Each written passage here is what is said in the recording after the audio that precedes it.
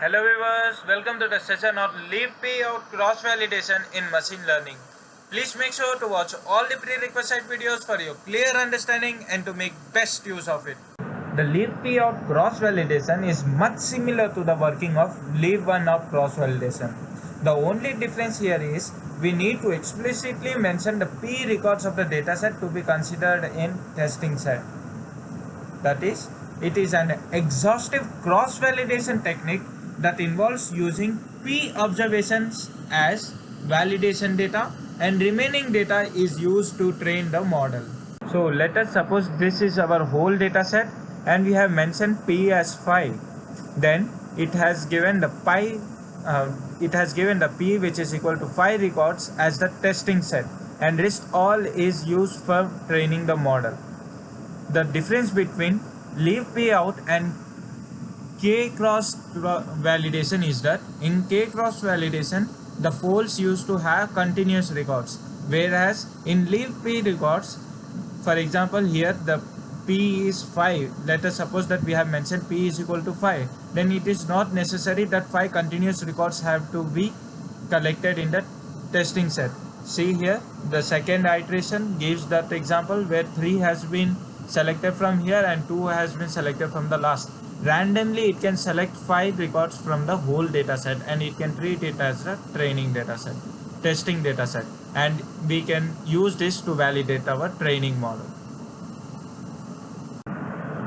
Now let's straight away jump into your favorite hands-on session on leave payout cross validation in Python.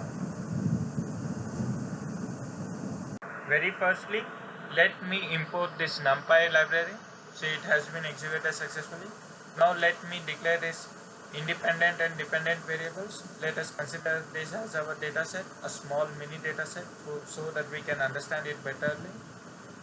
See, here we are having 4 records, and this is the main chunk of leave payout cross validation. So here what I am doing is from sklearn library and model selection model we are importing leave payout class, and we are creating the object of leave payout, and we have mentioned the value of P as 2. So the number of splits, here we are going to print the number of splits. First understand what is this leave payout and giving P as equal to 2. Firstly, in the testing set the index 0 and 1 can be considered, then 0 and 2 can be considered, and 0 and 3 can be considered.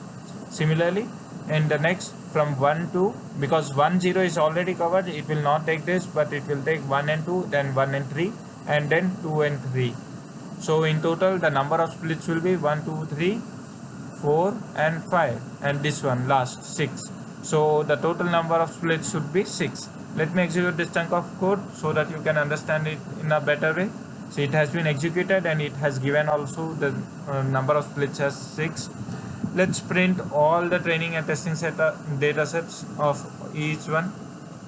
See, it has been executed successfully, and as we have mentioned, see, firstly it has taken the 0th and first index records.